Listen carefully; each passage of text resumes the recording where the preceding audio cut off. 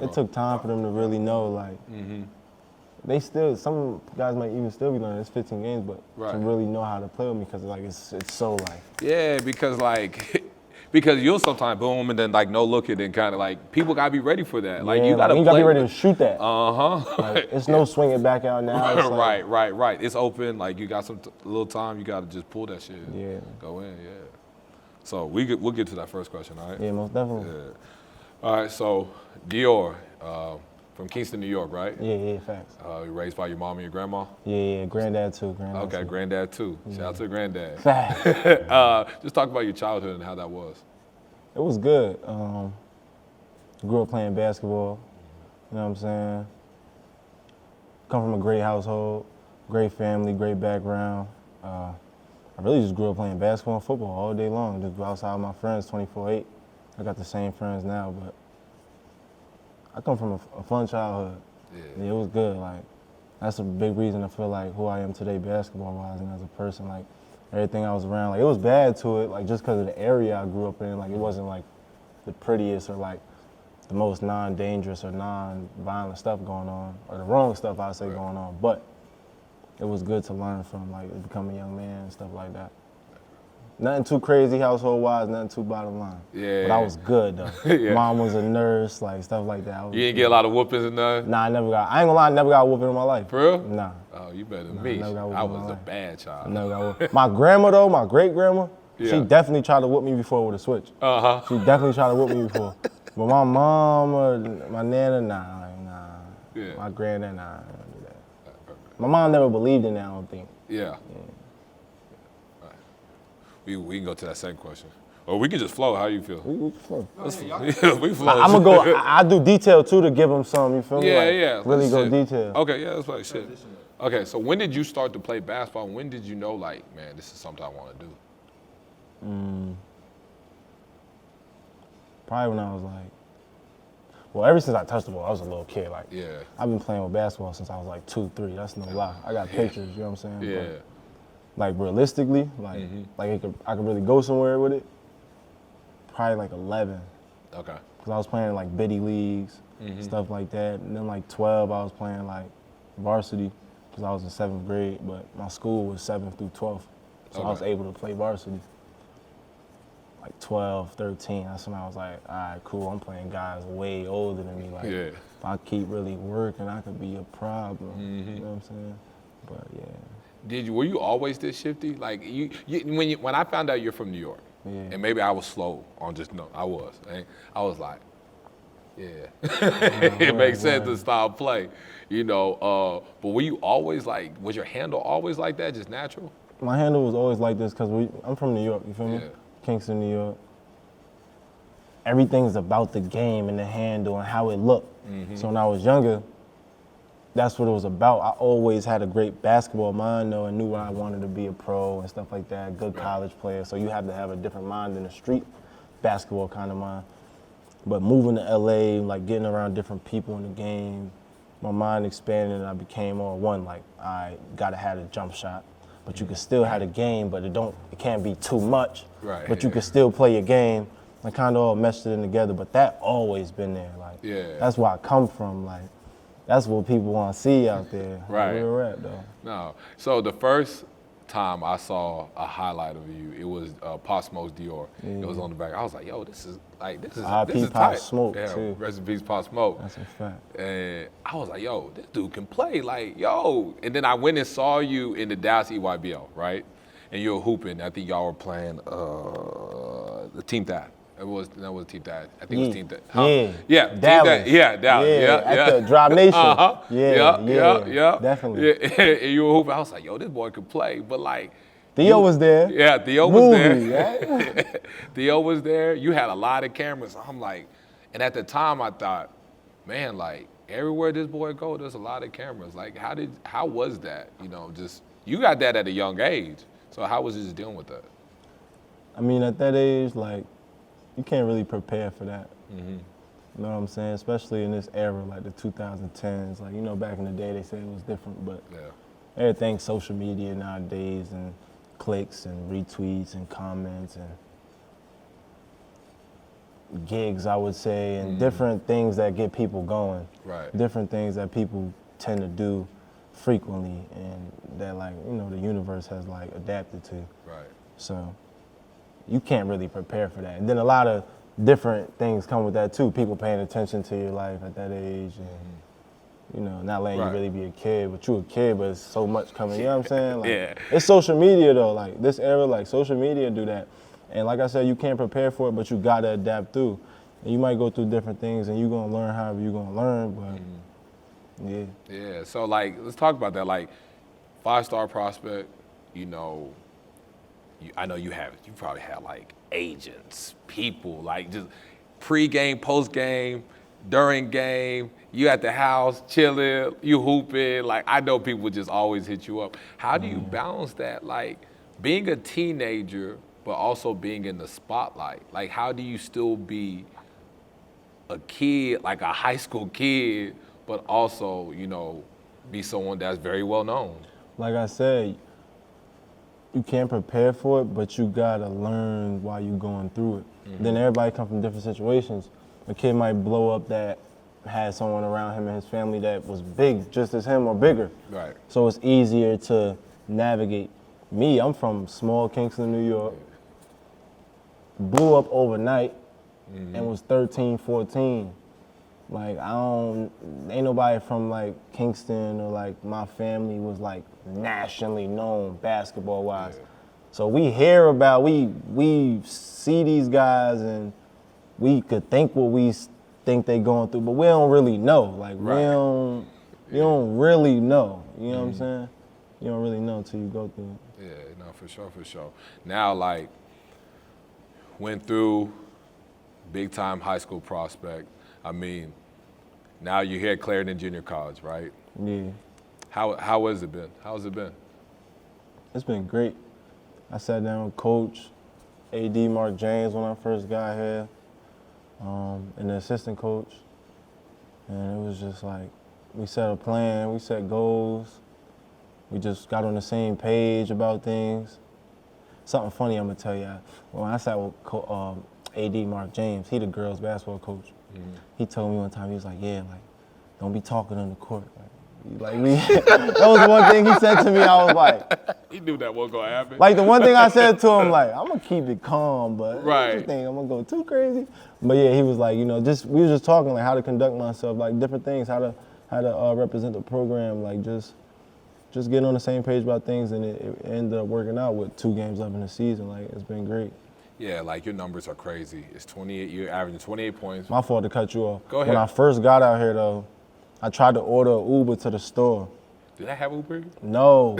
Oh shit. So my man Nard, he like, cause I knew Nard a little bit before I came here. So Nard like, I'm telling you, ain't no Uber gonna connect. So I'm texting him like, yo, Uber say it's searching. Like, I'm going to the store. I ain't got no drink. I need some drinks, like some beverages, water, Gatorade. Yo, it was like that for like 2 hours. I just was like, yeah, it's what they said. Yeah, like it's what they said. I listen. Like real rap. And when I go to like random places, like that, like kind of there ain't nothing really out here. I just Googled McDonald's, nearest McDonald's. It was like 32 miles. Yeah. I ain't never been in no place where Yeah. the McDonald's was 32 miles. I don't eat McDonald's, but I'm just like, yo, that's like every small town has that. Yeah. So like, but out here there ain't nothing but like, it's just hoops. Just hoop. And one thing I've known, I've always heard about you is you are about basketball. Yeah, 1000%. So like, even though ain't nobody like really trying to live in Clarendon, Texas. Yeah, nah, yo, this would be your last resort. Like, if you ain't been out here, this would be your last resort to even come see your friend. Like my man Willie Lightfoot from Odessa, starting point guard, he came out here. I don't know, he ain't never been to Clarendon. This is his first year in JUCO. Yeah. Just like myself. Me and him grew up playing basketball together. He was a touted prospect at that age.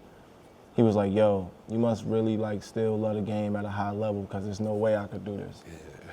Like real rap though. Yeah. Like, cause you know, when you come from an inner city, you be around different stuff. Like, you come out here, if you don't love the game, like, you ain't gonna do this. No. You gotta love it to be out here and do what you do. And I know even in the beginning, like we were talking earlier, like I went to the jamboree, just getting to feel. You haven't played a real basketball game, like official basketball game, in a minute from that time. And then you know, you had to sit out some. Those like what, 15, 16 games? 15 games, 16. And then coming in. So just talk about like how was that process? Like when you first, even though it was a jamboree, it didn't count towards the record. How was it playing your like actual like game? How was that feeling?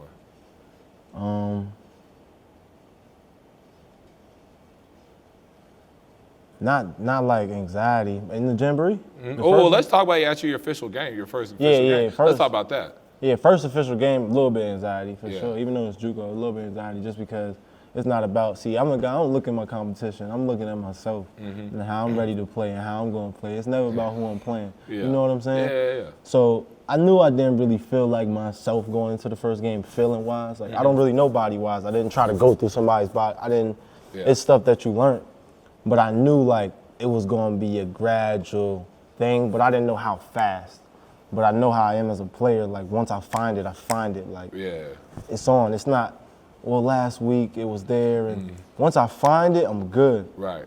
So it took me probably like 3 games. Like the third game I had 30, but I still knew in my head, you're not there. Right. Like my teammate said, like, but the third game you had 30. I was like, yeah, I know I had 30, but I wasn't there yet. Right. I wasn't there. Like my body was not fully there. Yeah, like, and it's crazy because I was looking at the box score. In the game, I thought you were kind of yourself. What's that 30-point game? So you weren't even yourself yet. And you're such a, like, when you play, you're such a feel guy. Like, you have crazy good feel. Yeah, like, what I'm trying to say is at that time, like, I might have been making shots because when you're that talented and you work at the game, things are going to translate. But it's different now, like, when I could shoot something and it's like, I feel that. Back then, it was just like, I'm going to do what I do, but it don't feel the same. Took a few games, though. Like, and at the end of the day, like, let's be real. Like, it's confidence, too. Like, it's levels of confidence. Like, I know I'm a great basketball player. I know I work in my game all the time. But, like, once you see yourself back in competition and see yourself, like, okay. And then I'm telling myself, like, you're not even there yet and you having good games. Like, yeah, it's going to click. Dig deeper. It wasn't even about, like, my body was a part, but, like, you also got to dig in that mentality, that mold. Like when you're in season, I don't know, like guys that play basketball, like when you're in season, like it's gotta be like a certain type of mold to you. Like you gotta really be ready for those 2 games a week. Like not just to go play and suit up. I'm talking about to really dominate every game. It's just gotta be this certain mind you gotta be in, certain feeling. If you really wanna do it night in and night out, that's for me personally. You're averaging 28 points, 5 rebounds, 5 assists. You have 7, I think I counted, I may miscounted, 7 30-point games.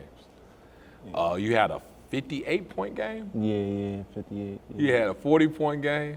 That 58 game, I started off 0 for 5. For real? It's like, it's going to be a long night. I ain't going to lie, my man's right. Nard, we laughed about it after. I'm going to tell you, just for them to laugh. Yeah. Nard had called a play. And, you know, Nard a 2-guard. I'm a point guard, right? So me and Nard got this relationship, though, and Nard's a great leader, and he's vocal. So, and I'm okay with that, and I understand that as a player. And that's my guy. We got that connection, so I don't mind. But at this time, I'm 0 for 5. He called a play. I said, no. Yo. They can't see 0 for 10. They're going to be feeling like, oh, we got him. Right. Get me one somewhere. This was an inbound. So it was like, sneak me one. Like, I need it. Because they was defending well, like, that game. Like, at first, like, they was trapping well and hard hedging well. So I really had to figure out and dig deep into that mode. Like, you know what? Just take some shots that you know you can make. Like, it was some of the shots I was taking. It was like, I had a split thought, but it was like, come on, like you make these shots. You know what I'm saying? That's what I'm getting to, that mode. It ain't all about your game or your talent. To me, the biggest thing is mentality. That's what makes me go. So, you know, I want part of this interview, like, to get to know Dior. Like, what I really am impressed by you, like, your mentality, like, a lot of guys, even JUCO guys, right? You guys that go to JUCO that went to the Division I level, you're at the high major level. Yeah.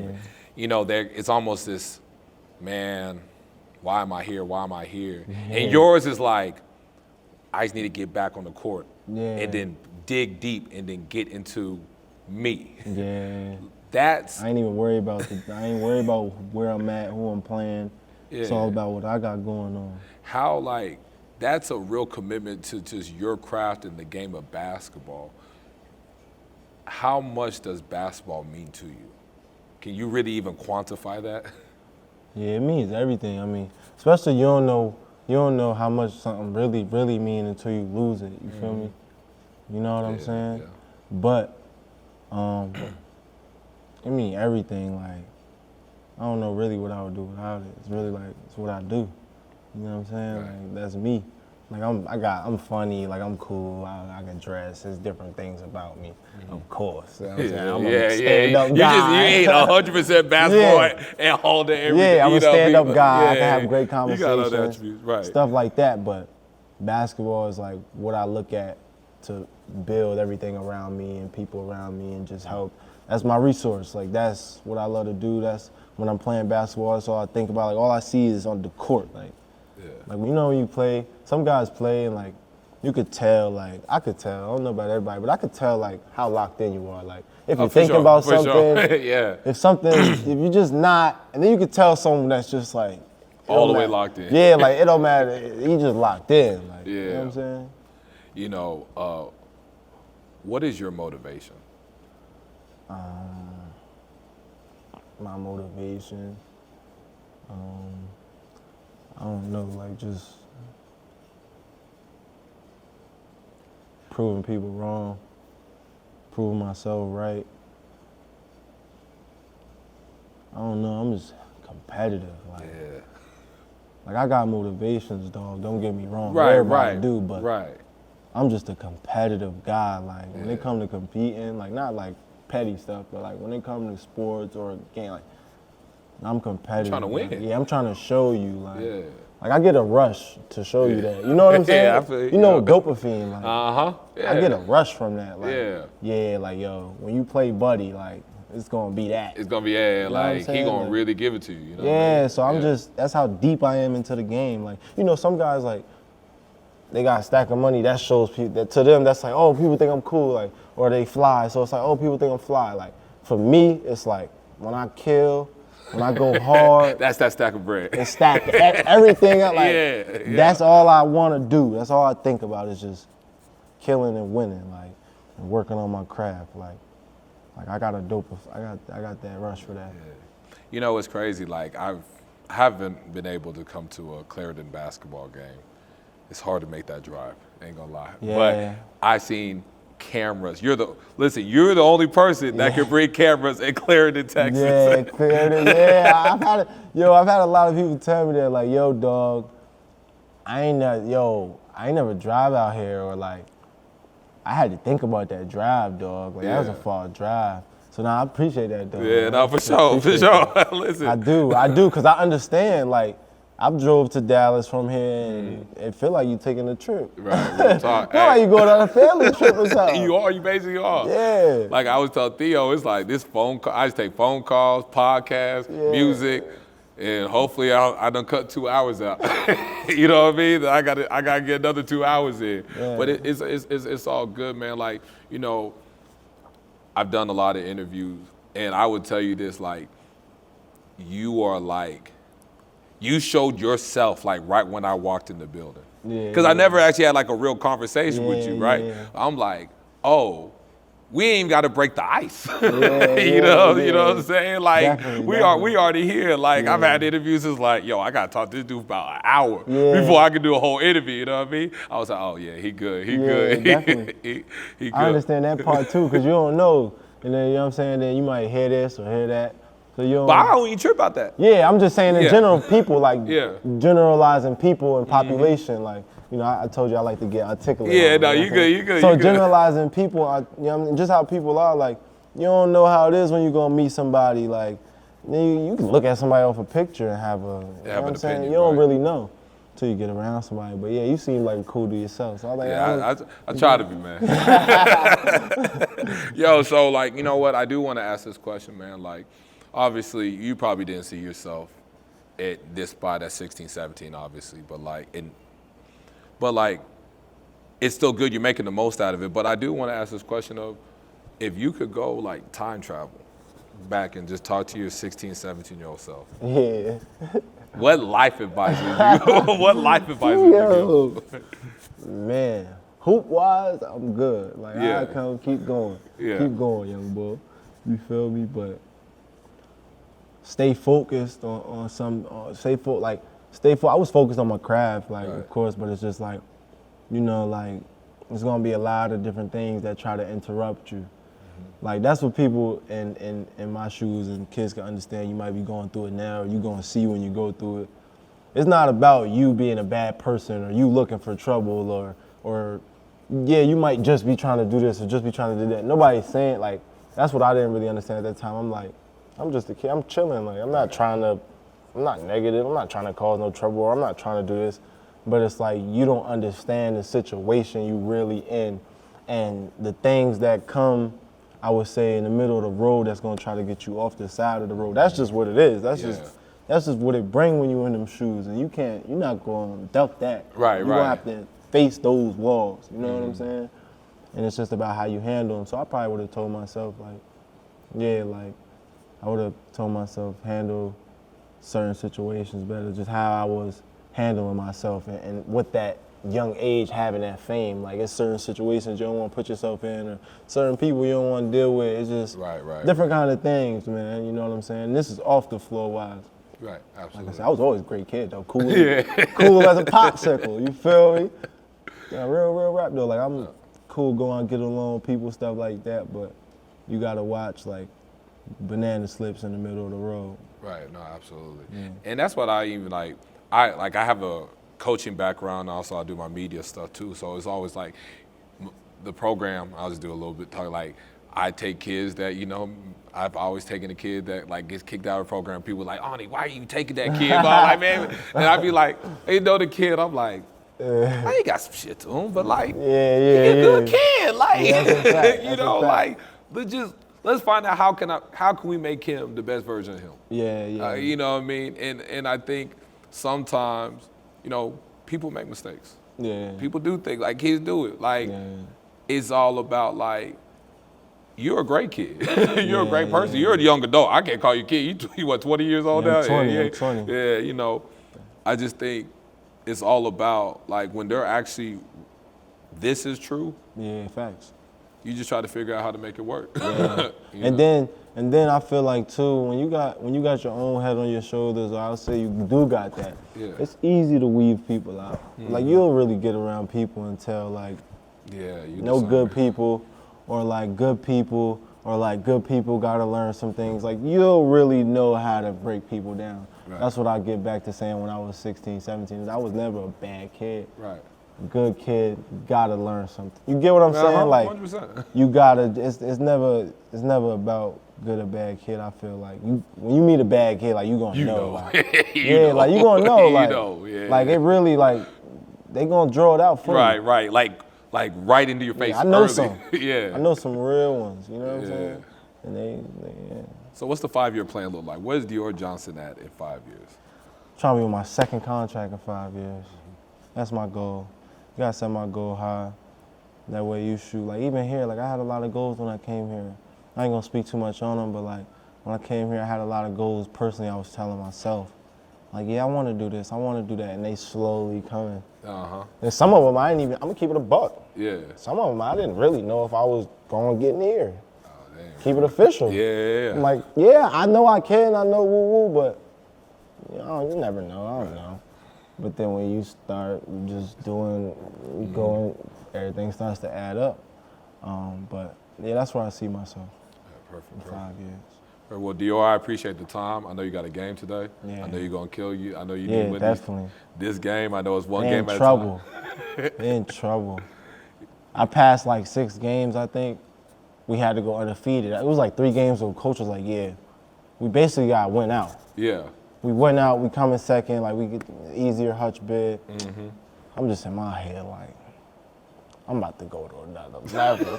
Like, yeah, like I'm like, yo, yeah, that's what it is. Dig deeper, like you said. Yeah, cause yeah, I'm killing. Like it'd be cool. Like if I was having 40 right now, and we was losing, I wouldn't care. Yeah. I wouldn't even really. Somebody say something about it, I probably wouldn't even really talk about it too much. But I'm glad that it's translating to wins. And I've always been that type of player. I want to win, so I'm glad it's translating to wins. For sure. Well, good luck tonight. appreciate the time with the interview and go do what you do. Most definitely. Appreciate you.